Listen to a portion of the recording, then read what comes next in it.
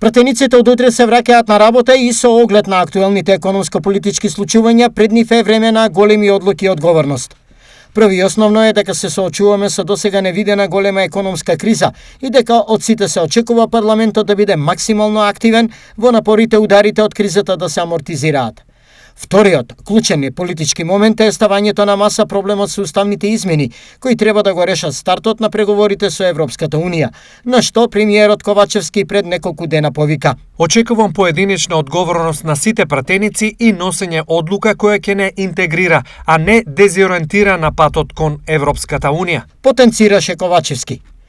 Каква работна есен очекуваат работниците и што според нив ќе биде најважно во овој период? Ние како опозиција ќе бараме информација за тоа каде се прошени народните пари и што е се преземено во однос на овие кризни состојби кои што се веќе постоечки и оние кои што не очекуваат во наредниот период. Енергијата ќе биде проблем ова есен и зима.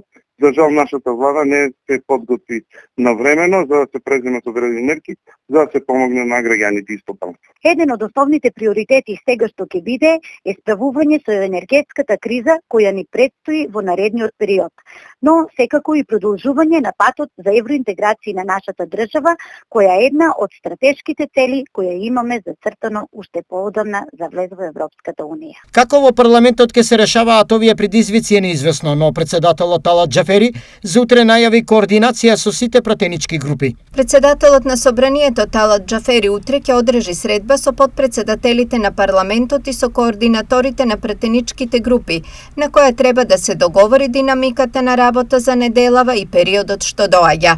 Информираат од собранието на Република Северна Македонија.